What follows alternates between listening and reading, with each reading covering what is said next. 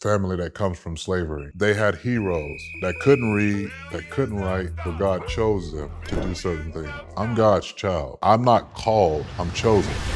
WWE legend, also known as Titus O'Neil. My brother, Thaddeus Bullard.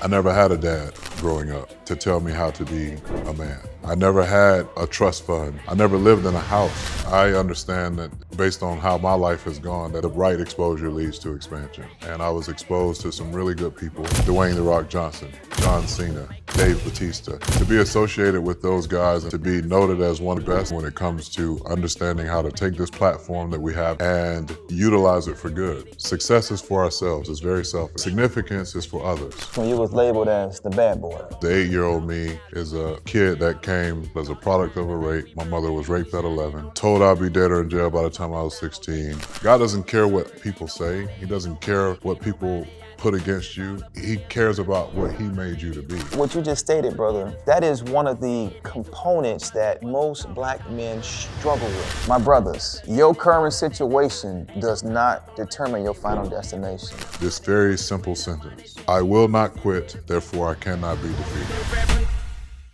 It's time for something that's just for us. It's time to unlock something new. I'm your host, Melvin Rodriguez, and you're tuned in to The Bless Code. Welcome to another episode of The Bless Code. Joining me today is my brother Thaddeus Bullard, also known as a WWE legend. He's an author, he's a speaker, he's a philanthropist, he's a father. And today he is joining me to help unlock the realities of exposure code. Thaddeus, welcome to The Bless Code, bro. Thank you, bro. Yes, sir. Happy to be here. Yes, sir. So your real name is Thaddeus, but you're also known as Titus O'Neil. Who is Titus O'Neil and what has shaped his journey to where he is today? Titus O'Neil is what I did for a living. Thaddeus Bullard is who I am for a living. And Titus O'Neil is a character that's just an extension of who Thaddeus Bullard is, with the lights turned on at 10. I get a chance to go out and play this fictional character that has some realities to it, as a bad guy or as a good guy. And in real life, Thaddeus has this same opportunity that has, at one point in my life, I was labeled a bad guy, a kid that would never grow up to graduate from high school, a person that would never graduate from college. And I was kind of headed on that path. And if it wasn't for the investment of so many other people, Titus O'Neil wouldn't even have ever been a possibility. It's a character that was created in the WWE for the WWE, and I'm very grateful for that platform because it has allowed me to unlock and release elements of Thaddeus, the father, the businessman, the philanthropist, and overall really pretty genuine guy. I mean, I'm noted as being one of the most philanthropic superstars in WWE history. And that's a pretty big honor because when you think about the names that are associated with the WWE, Dwayne "The Rock" Johnson, John Cena, Dave Bautista, Hulk Hogan, Ric Flair, the list goes on and on, Mark Henry, etc. To be associated with those guys in the sense of just the profession alone is great, but to be noted as one of the best of the very best in the history of the company when it comes to understanding how to take this platform that we have in WWE and utilize it for good. And I think that the exposure that we have, which we're talking about exposure in this episode, and the realities of it is that you get opened up to an audience of millions. We have the largest platform of any sports and entertainment group. You could take the NFL, you could take the NBA, you can take Major League Baseball, combine all of their following, and you still wouldn't even have half of what the WWE has when it comes to YouTube subscriptions, followers on Instagram. Wow. You got to think about all these characters that collectively have this platform that are real people that are playing characters.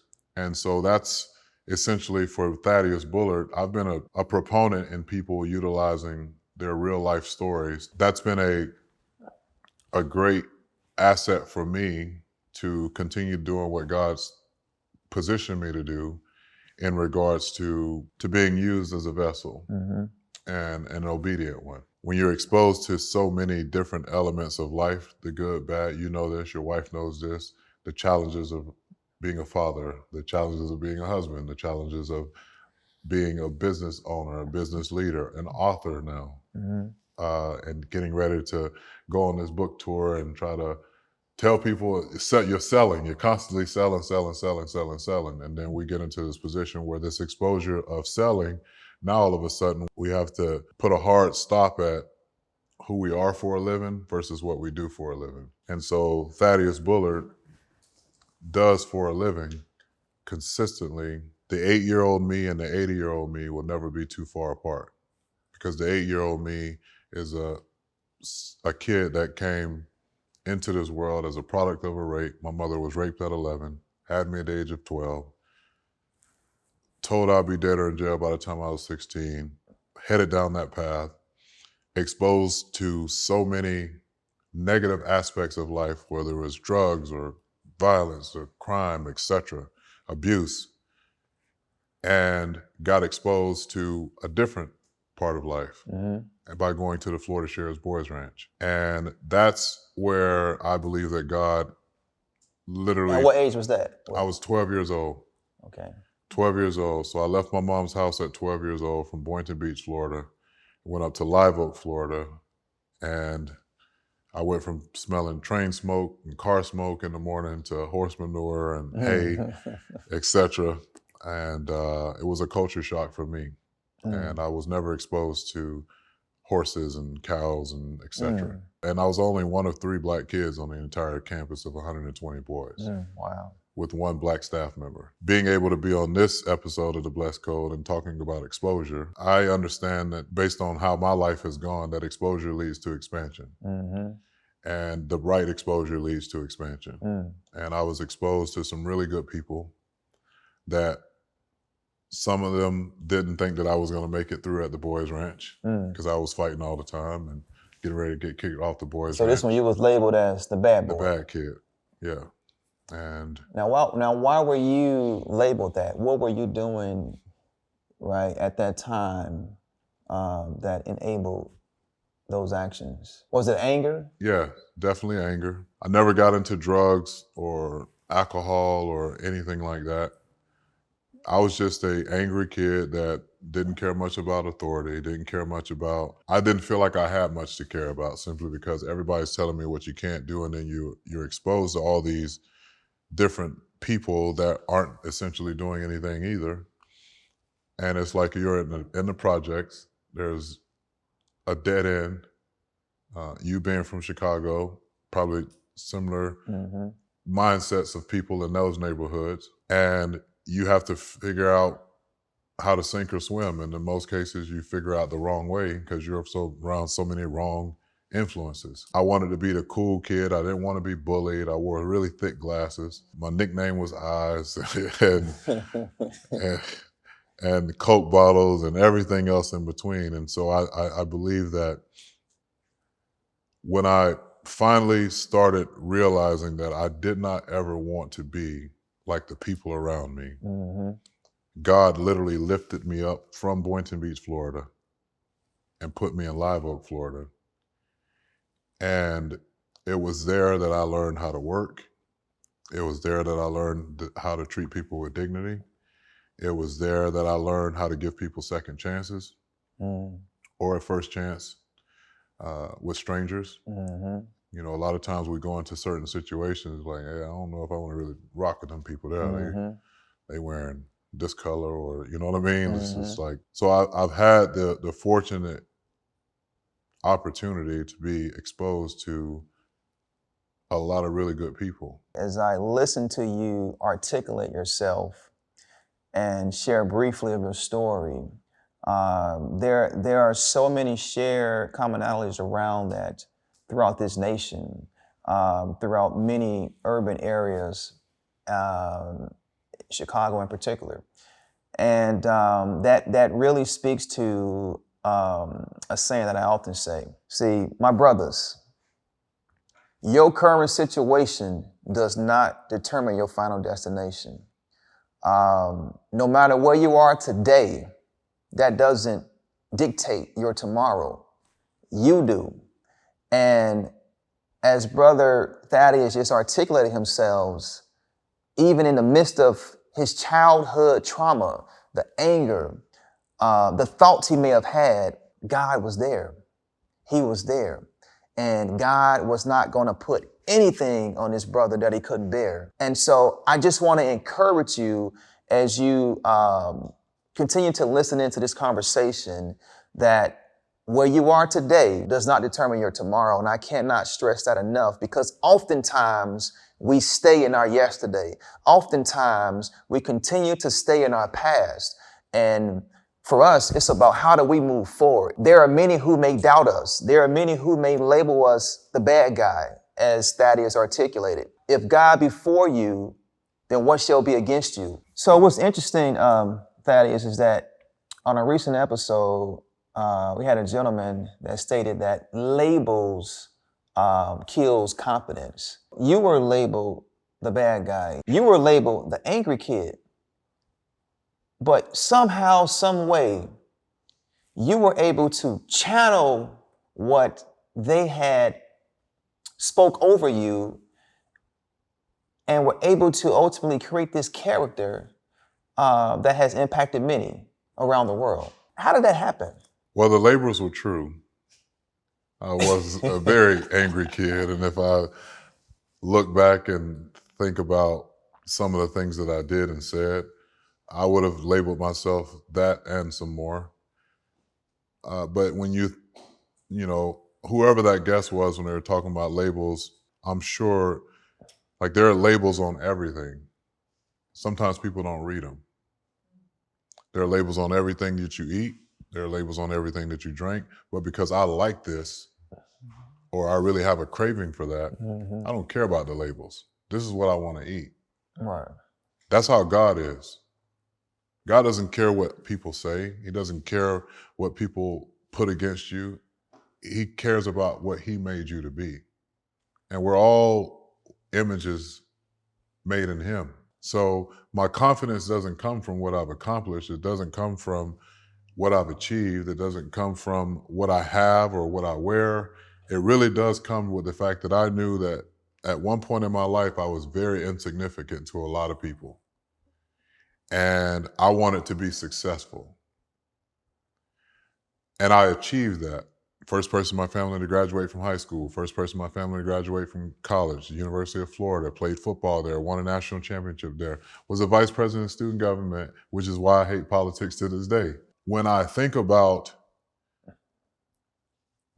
the shift in my life and why I can live free as I do today, debt-free, worry-free, stress-free, it is a great freedom to have knowing that I'm God's child. And I'm not called, I'm chosen. And there's a difference. People get calls all the time from credit card companies. Hey, you've been entered into a lottery to possibly win, this $1,000 gift card.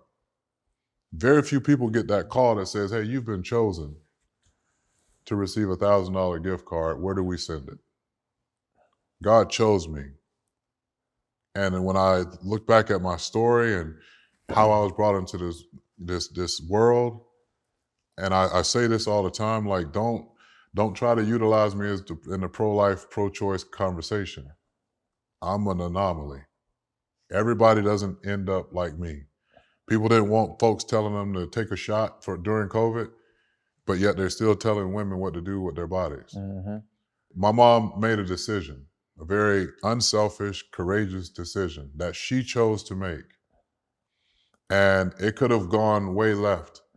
And in a lot of cases, it was headed way left. My mom could have also been stuck in this label of just a single mom.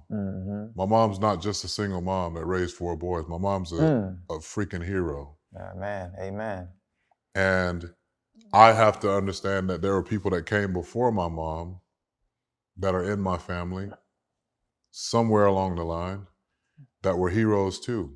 There are people in your family and every other slave owner or slave and family that comes from slavery, Mm-hmm. that they had heroes that couldn't read, that couldn't write, but God chose them to do certain things. And if they would have stuck with the label of slave, or stuck with the label of prisoner, or stuck with the label of, single mom, impoverished, etc., if you stick with these labels, you'll always be stuck there. So yeah, it'll kill confidence, but it's killed a lot of dreams. It's killed a lot of aspirations. It's killed a lot of promise and potential in people because they're so enamored with what everybody else has to say about them.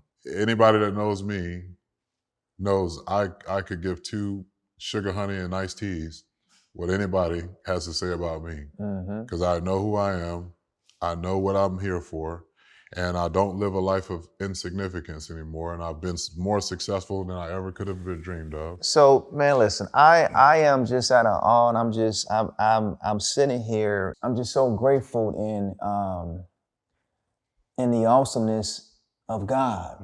And as I hear you continue to revert back to God, what He's done, what He did for you, I am proud. I am full. You mentioned, I am, my brother, I am great. My brother, I was created to be extraordinary. My brother, I am not less than. I am not what they have designed and created to me. I am more than a conqueror, because if God is for me, there's no limitations that can be placed upon me, over me, that you can do for me. When I think about what you just stated, brother, that is one of the components that most Black men struggle with. And the Bible says, as a man thinketh, so is he in his heart. So is he in his heart. The things that you think you're less than, you think you have lack. But God has afforded you, He has equipped you, He has qualified you for all the things that you are destined to do in this life. You are a world changer. You are a game changer. Many leaders will be born from your story. My brother, those of you that are tuning into this, I need you to receive this and apply this to your lives. This moment, this season, God is doing something in divine order.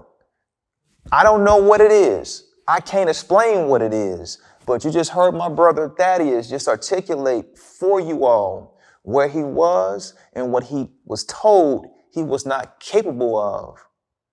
But look at him now. And he understood what he was chosen for, the assignment he was chosen for. I need you to understand what is yours. And the only way you're going to be able to understand your assignment is you need to let go of what was and let God handle that so that you can focus on what you are destined to do in your life. So Thaddeus, let me ask you this. WWE legend, a Black legend. When I was growing up, we didn't see many of us in that space. I was a Hulk Hogan fan. I was a Ultimate Giant fan. Like Monday Night Raw, I loved it, but I didn't see many of us that looked like us. You did some extraordinary things as an elite professional wrestler, but you didn't stop. You didn't stop post your career. You formed the Bullard Family Foundation, serving children and families in need. Talk to me, why? Why not? That's the ultimate response. Why not? I am a recipient of people pouring into entities that allowed me to become who I am. And I say this all the time, the greatest gift that a man will ever give his family is a great last name. And for me, I never had a dad growing up. to tell me how to be a man. I never had a trust fund to lean on. I never lived in a house as a kid. We never had a new car. So when we talk about legacy and being significant, it wasn't just about what God has done for me and what he's afforded me to do for my family. It's also, as I said before, the 8-year-old me and the 80-year-old me will never be too far apart. So when I look out in the community, and whether it's kids that look like me, black and brown or white or whatever, I grew up in so many different spaces of opportunity to serve. And I grew up in church. I went to every church, Kojic, Presbyterian, Baptist, Southern Baptist, even dabbled in a little bit of Catholic church. I won't do that again. Nothing against anybody that's Catholic, but it's just not my thing. Standing up, sitting down, humming, moving on. I was not moved spiritually at all. But I understand it's a religion and it's a religious behavior. When I started the Bullard Family Foundation, it was about the fact that I helped literally raise millions of dollars for so many different organizations, Susan G. Komen, Special Olympics, the United Way, speaking and doing all these things to raise so much money, and then not knowing exactly where this money is going. I don't know if it's going to overhead. I don't know if it's going to salaries. I don't know if it's going to, retreats or whatever. And for the longest, I was kind of against, because I thought it was like posturing, to have a foundation named after me. Only to realize that no, like now I can control what I pour into, and I know every dollar that I pour into it is going specifically for whatever. And when I'm asking people for money to do certain things, I can give them immediate results. So when I say I want to throw the biggest back to school bash in the world, and I have this crazy idea in a lot of people's minds of doing this back to school bash at Raymond James Stadium, our football stadium, where the Tampa Bay Buccaneers won and continue to win. 65,000 seat arena. You want to have a back to school bash here? I don't want to just have a back to school bash. I want to give away 30,000 backpacks with school supplies. I want to have every suite on the second level accessible so that we can do dental, health physicals, health exams, eye exams. I want it so that kids can get a brand new pair of glasses right 10 minutes after their appointment, that they pick out, they pick the frame, they get to do, because I didn't get to do that as a kid. I would have to walk around after getting into a fight, glasses broke, tape on it, or either not wear them at all, sit in the back of the class, be the class clown because I don't want to get picked on.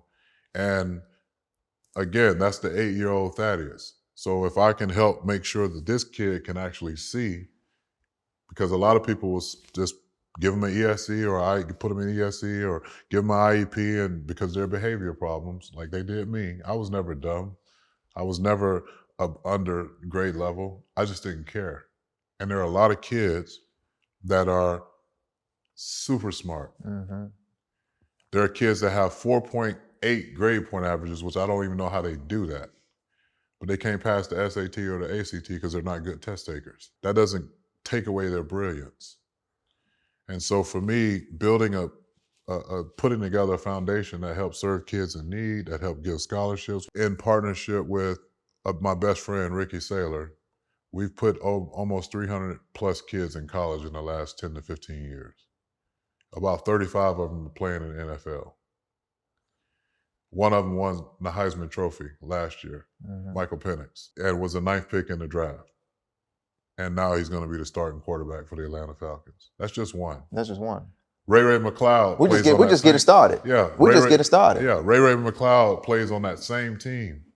Him and Mike Penix, both essentially unsigned prep kids, go on to do great things, and now they're playing together as pros. They play Little League football together. I just awarded a scholarship. We sponsored the Tampa Police Department's Black History Month program, their scholarship breakfast. 2 of the 5 kids that I've known since they were in the 5th grade were recipients of the scholarship, and I never even knew who the recipients were going to be. I just supported it because I wanted to support first-generation scholarship students. Not saying all that to brag. I'm saying I'm just giving you this in complete 180 of I'll go from this kid that's insignificant that just wants to be successful. And now in this later half of my life, I could care less about success. I can do success in my sleep. Anybody can be successful at anything that they want to do in life. You want to lose weight, do it this consistently, that consistently, you'll get your results you want. You want to buy a home and own a home, financially, you get into a situation where you either get a financial literacy coach or you get some financial literacy training. You go to first-time homeowners buying classes, they teach you X, Y, and Z, you retain that information, and you go on and you do that. My life at this point is about significance, because significance is for others. It's the legacy that you leave for others. Success is for ourselves. It's very selfish. I want to be, I want to be, I want to do this, yada, yada, yada, yada, yada. Well, we all can do whatever we want to do, most cases given the right resources and just keeping the right mindset. And to the point that you said earlier when you were telling brothers, hey, believe in who you are, you know, know in your heart who you are.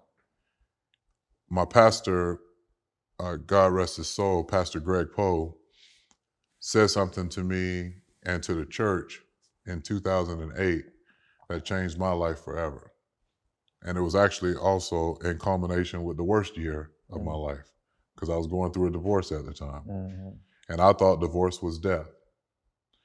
And on the other side of it, it actually was an opportunity to breathe new life. It shifts your focus when you understand this very simple sentence.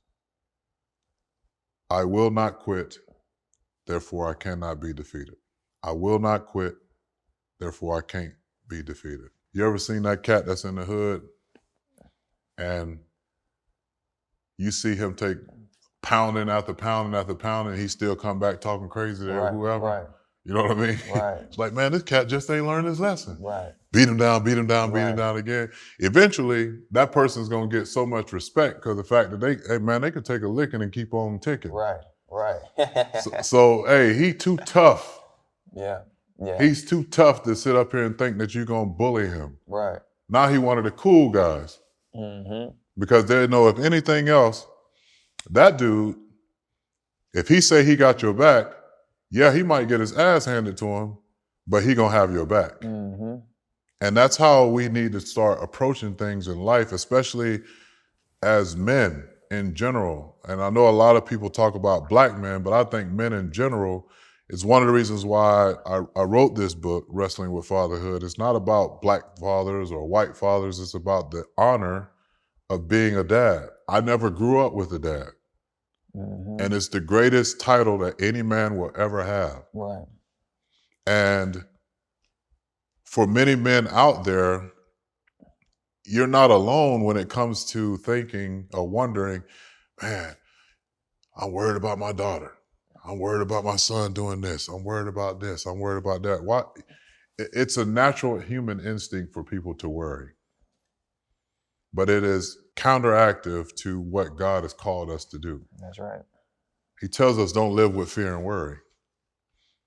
And that's when I see people be like, you know, I'm worried about this, and you know, I'm like trying to talk them off a ledge. I'm like, man, why are you worried about such and such, this and that? And it's like, well, you know, yeah, I believe in God, this and that, but you know, it's just hard. Life is hard, this and that. I say, you know what? Yeah, life is hard, but guess what? I'm gonna show you the difference between you and me. Right. You're a believer in the word. I got faith in the word. Big difference. Huge difference. Big difference. I can believe that I'm a car, and I can sit in my driveway or in my garage and make rum, rum, rum, crank myself up, back myself out. But if I walk into traffic, I'm going to get hit by a car, and it ain't nothing but me and this body going to be flying in the air. Right. But if I got faith, faith is action.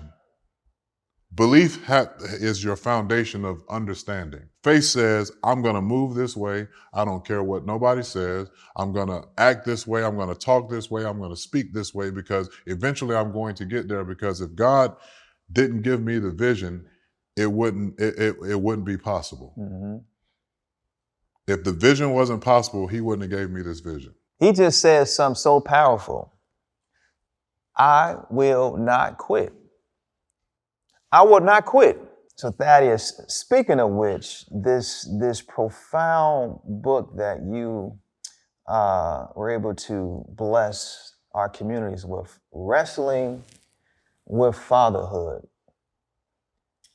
your championship journey, Dad. Talk to me about this. Make sure they see it so they, in case y'all want to go on Amazon. Right, and that's get right, it, that's right. Wrestling with Fatherhood, my championship journey to my greatest title. It is just, I have two sons from my marriage, a previous marriage, TJ and Titus, who are amazing human beings, great athletes. One plays at the University of Central Florida. TJ plays at the University of Central Florida football, and my youngest son followed in my footsteps, and he's playing at the University of Florida. Awesome. Go Gators. Wow. And then my daughter, I adopted several years ago, and she's a Division I basketball player up in Michigan at Oakland University. Okay, wow. And so this just talks about being on the road. It's not just my perspective of fatherhood. It's just me utilizing my platform to talk to other people. I mean, you'll have folks like Will Packer that participated in the conversation, Mark Henry, Kofi Kingston. So you're talking about African-American figures that you didn't see as a kid, but now these are three prominent African-Americans that are in the wrestling business that also served as WWE champions, which is, a very small minority of champions in our company. And so this book, for me, I released it last year around Father's Day. It was the perfect opportunity not only to release a book. So often, I talk about this in the book, so often Mother's Day is celebrated like it's the second coming of Christ. And Father's Day is just tolerated. Okay, Yeah, let's get him a tie, get him a grill. Right. So he can use it, the grill, to make the family food. Right. It's not for dad, it's really for the family. If me and you and 5 of our buddies wanted to go play golf and then go eat on Father's Day weekend, we'd get in, no problem, get a reservation, go eat wherever we want. Mother's Day weekend, Thursday all the way through Monday. You can't find a reservation. It's like Valentine's Day. I don't even celebrate Valentine's Day. So, because I feel like I can show love 365 days a year, why am I gonna go and cause this chaos about a day that's man-made? Like God said, love every day. So consistency is key to breakthrough. So if I gotta wait till February 14th to tell you I love you and show you I love you. That's a problem. Yeah. And it's the same way with fatherhood for me. Like everybody's journey of fatherhood, I don't think that there's any man out there that really does value being a dad, that doesn't have some anxieties all throughout this journey, whether it's from the time that they're being brought into this world and you're questioning, and it's your first time being a dad, or even second, whatever, and you didn't grow up with a dad, you don't want to mess something up, you don't know how to change a diaper, you don't know how to make a bottle, you don't know how to do all these things, and then you wonder, is the baby gonna be healthy? Am I holding it too tight? Am I squeezing it wrong? And I'm scared to do X, Y, and Z. I'm big, you know what I mean? It's just all these anxious moments. And then the first time you take them to kindergarten class, or first time you take them to daycare, and you gotta pass them off to somebody else. And all right, now, this is my baby, you know what I mean? And then you get them to high school, and then all these hormones and attitudes and all these things that you gotta work through and navigate through, and these emotions. And it's like, it's still the greatest thing that you'll ever experience. Because once they become an adult, you can look back and say, I had a hand in putting one of the greatest human beings on earth in this world. And I'm proud of this person. And train up a child. Yes. So they won't depart. Yes. From their teachings. And that is what I can say about these 3 kids, other than the fact that, like, When I got divorced, these kids saved my life Mm. because I had something to live for. I had confidence in the fact that, well, if I failed at anything else, I won't fail at this. That's it. You know, I've been on a winning team my entire life. I've never lost. And I felt like divorce was the biggest loss for me because I lost my family. But I had to realize I didn't lose my family by myself. Mm-hmm. It takes two to tango. And I can honestly say I wouldn't be where I am today if I didn't get divorced. Mm. So some people will be like, yeah, and I'm not encouraging anybody to go get divorced. I'm telling you, at the end of the day, like if it happens, it's not the end of the world. Yeah, and that speaks to pain, right? I'm a firm believer that good things do come out of painful situations. In fact, with the company my wife and I built, ONeil Organics, we have a very unique story and painful situation we dealt with early on and losing our son at birth, and my wife had a high risk pregnancy and what have you, and we battled it for 6 months. Son was born and he had suffered loss of oxygen at birth, and it was terrible for us, right? And it was painful, but out of that pain we found Christ. Out of that pain we were born again together. Out of that pain this extraordinary company, ONeil Organics, was created, and it was created with great mission and great purpose to impact our communities. So I can definitely share some sentiment around pain, and like you said, I've been winning, and then bam. But see, that's what God does. Yeah. It's I'm winning, and things are going well. Then all of a sudden, I need you to take a seat. Mm-hmm. Come see me. Mm-hmm. I need you to acknowledge me, because the reason you've been winning is because of me. Mm-hmm. And in your winning seasons, were you acknowledging me? And this is one of the things that as I often talk about with a lot of individuals, is truly being not ashamed, not afraid, and encouraged to allow God to be God, to be encouraged to give God the praise, the honor, the glory every single day, every milestone, the good, the bad, the ugly, whatever obstacle that you face, we face, giving honor, living by the code, by His code. I salute you, and I want our viewers to receive this, meaning that no matter where you are, if it's a painful situation, you're channeling some form of adversity, to knowing that that's not the end of you. Everything in life is built around storytelling. Everything, sports included. You can't just line two football teams up and just tell them to go play. Nobody's going to buy a ticket. You got two boxers, no matter what their records are, if there's no story behind those boxers, nobody's going to buy a ticket. And no story outweighs another. It's just a matter of which story are you going to tell, and which story is worthy to be told at a specific time.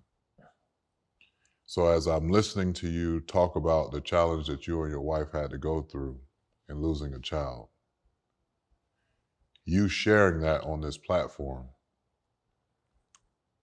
for some men out there and women that are going to be listening to this, it is good to know that they're not alone and that there is life after it. And for the grieving process, like you probably still are grieving in some cases. There are probably times where the birth date comes around and you have to be reminded that this is the day that we lost our child.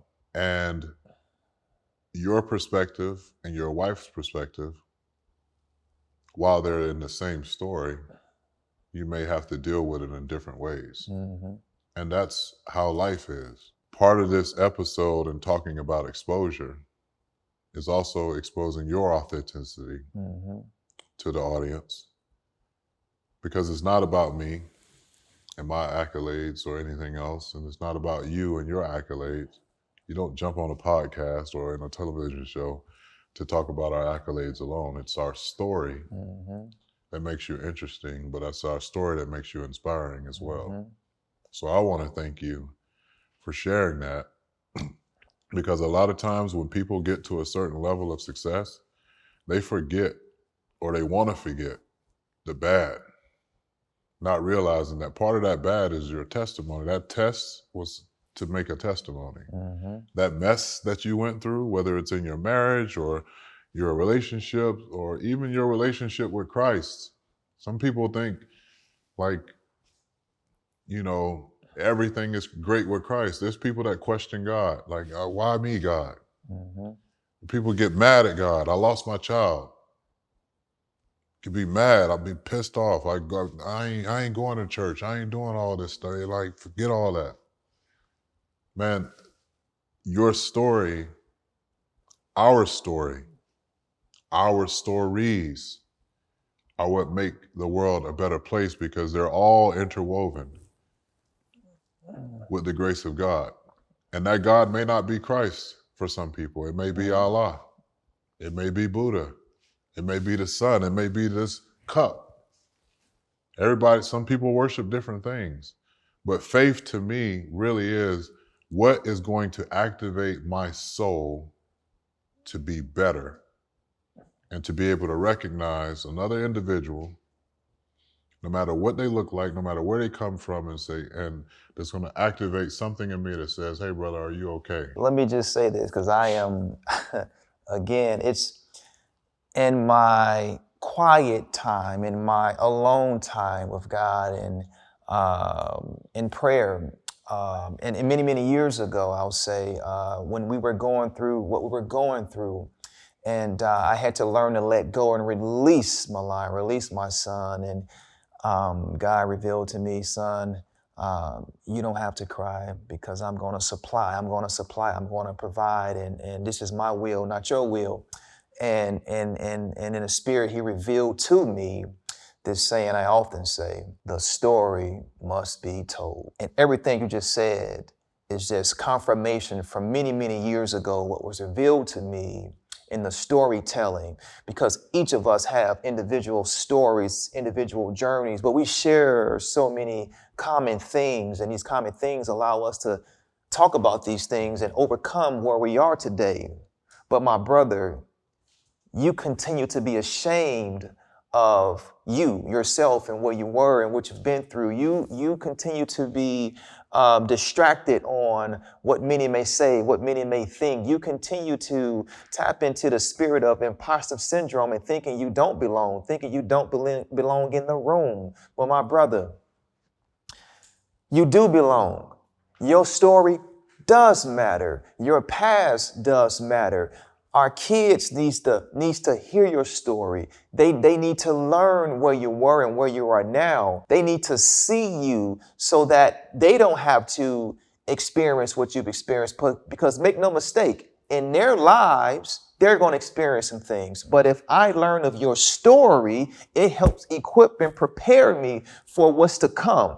We talk about faith. It allows us to truly embrace the blessing of faith. Faith is what? Evidence of things that I hope for, that I don't even see. Faith keeps me grounded. Faith keeps me humble. Faith keeps me resilient. Faith keeps me knowing that can't nothing stop me. Faith reminds me, many may say, I came from nothing, but faith tells me that I will not stop for nothing. Faith tells me that there are no limitations. Faith tells me that the sky, meaning to say, Brother Thaddeus, shoot for the stars. Let's say, shoot for the stars. Why am I shooting for the stars? I'm going for the sky, because there are no limitations. Faith tells me that. And for you to articulate that is just I get excited. I get chills, because that is confirmation of the God that we serve, in his awesomeness. And so, brother, I thank you for that. And I want you all to receive that and apply that. My brother, I guess it's safe to say, throughout your life, And where you are today, you have stayed true to yourself. You have stayed true to yourself, even when you've been exposed to many, but you've stayed true to who you are. How? Getting to a space of comfort with knowing who I am was a process. It was a process that was painful. It was a process that there was some grieving involved. There was a process where there was a lot of failure involved. But because of those failures and because of those predetermined, uncontrollable things, and when I say predetermined, somebody else, we talked about labels. Somebody else had already predetermined that, hey, this kid only is going to be this way. Mm-hmm. And God predetermined something for me long before those people can even formulate an opinion. And throughout my life, I've had so many God winks that now my eyes are open to look at God and see things that He not only has brought me through and to, but things that He has helped me get others to believe and understand. And when you walk around with that type of confidence, knowing that people know that if this guy says he's going to do something, he's going to do it, and there's so much evidence that backs that up, why would I not enter a room knowing this is where God wants me to be? If I wasn't supposed to be here for one specific reason or another, even if it's for another person to see something with me that changes their stereotype of what people that come from my background look like or act like, Mm-hmm. change their entire perspective. When I open my mouth and I speak to a room full of executives, I feel comfortable knowing they know I'm not writing one script. Don't ask me for a script going in. Mm-hmm. I've never written a script. I know my story. Y'all paid me to come tell my story and to inspire you. I don't care if people receive every single nugget in the message. I just care that whoever certain things hit, that it hits in a way that it hit me as a kid. Mm-hmm. This ain't my first book that I wrote. My first book was There's No Such Thing as a Bad Kid. And it was because I was told that at 12 years old, when I was getting ready to get kicked off the boys ranch after signing a contract saying that I would never get into another fight because I used to fight all the time. That was my response. And 30 minutes after I signed that contract, I got into a fight. So they had this big meeting, and the decision was made that I would be sent back home to Boynton Beach to be with my mom, who at the time I had a horrible relationship with my mom. I hated my mom as a kid because of everything that I had to go through as a kid with her and people around her. And Mr. Minogue came in and said, hey, the decision's been made for you to be sent home. I'm going to ask you a question and I want you to give me an honest answer. Why do you think you get into trouble all the time? And I said, I don't know, man. I'm just a bad kid. He said, pick your head up. There's no such thing as a bad kid. I'm going to tell you something and I want you to believe it. He said, I love you and I believe in you. Now, a lot of people are going to be pissed off that I'm not going to send you home. Even though we signed this agreement to send you home, I'm not going to send you home because I love you and I believe in you. Mm-hmm. A lot of people get told that they are loved and then turn right around. And a lot of people told me they love me, but then they abuse me, curse me, etc. Nobody had ever told me that they believed in me. It's always the complete opposite. You'll never be this. You can't do that. You'll never do this. And I had to realize at a very young age that I needed to start believing in myself, but I most importantly needed to believe that God had a plan for me. There you go. And once I started walking in that energy, nobody couldn't tell me nothing. I'm the same dude today that I was back then. It's just a different viewpoint of it. Because then when I tell somebody I was going to do something, they were doubters, heavy doubters, because of my circumstance and what I was exposed to and the people I was around, etc. Nobody doubts what I say now if I say I'm going to be something or do something. And that is a healthy arrogance that I possess, not based on my accomplishments, not based on my degrees. It's really based on the fact that why would I not believe that God has the best for me when he's shown me in every situation that he's had the best for me. What really stands out in that, in fact, on a prior episode, we had a gentleman talk about someone spoke belief over him and believed in him and that he would be great. And what I want to tell you all is this. Those of you that are tuning in, I believe in you. I believe in you when you may not believe in yourself. I believe in you that you are the victor and not the victim. I believe that you were created to be extraordinary. You were created to be great. I believe in you. And so that's it. And it is that simple. I believe in you. We believe in you and we believe in each other. And that is what we need amongst us as brothers, to believe in each other, to sharpen one another.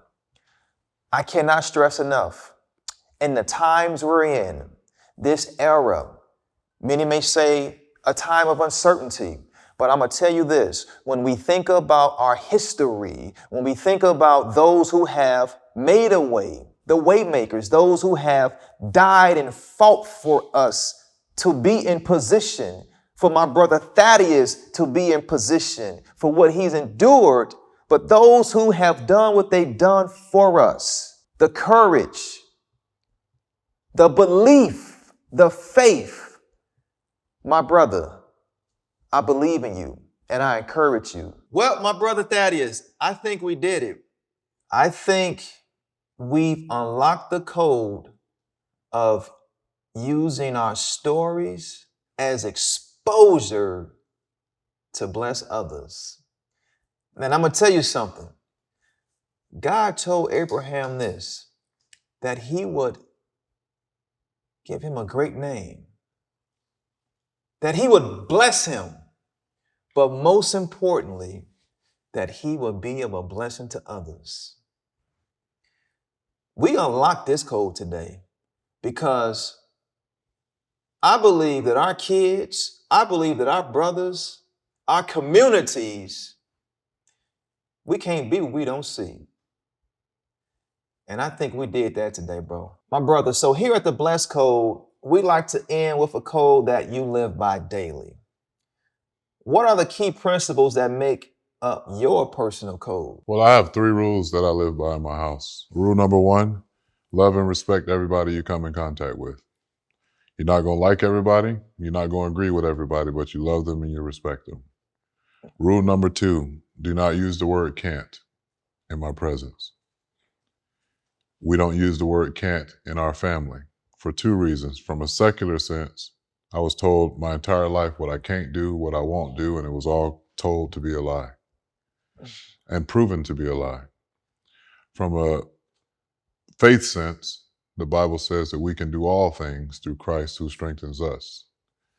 So I can't be out here telling folks that I believe in God and then telling folks at the same time what can't be done. It's an oxymoron. And rule number 3, be your best. Your best may be 60% that day, but as long as you or anyone else around you knows that that was your best, you can never be disappointed. More importantly, as long as God knows that that was your best, you can never be disappointed.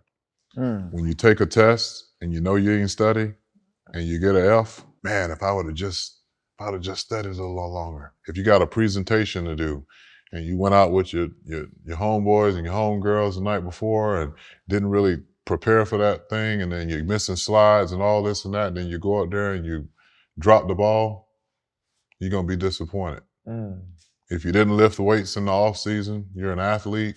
You didn't really put everything you could into making your body the best that you possibly could. Then all of a sudden, you either lose your starting job, or you lose your spot on the team, or worse, you get hurt because you didn't put in the time and the effort. That's when you're going to be the most disappointed, because you got to look back on regret. So love and respect everybody you come in contact with, which I do. Don't use the word can't. It is a cuss word to me. And be your best. My brother, it's been an absolute pleasure and honor to having you on our show. I thank you, I salute you, and I encourage you to allowing God to continue to work through you. Thanks again, brother. Same here, man. Thank you. I think you Absolutely. should let God work through you and let me get this little outfit on you. You know what I'm saying? Thank you for joining this episode of The Blessed Code. Living by His Code is a journey full of grace, growth, and opportunities to bless others. If today's episode spoke to you, please share this powerful message, and don't forget to subscribe, leave a review, and connect with us on social to stay grounded, grateful, and blessed. Until next time, keep your faith strong, your heart open, and live life you're destined for. I'm your host, Melvin Rodriguez, and you just unlocked another Blessed Code.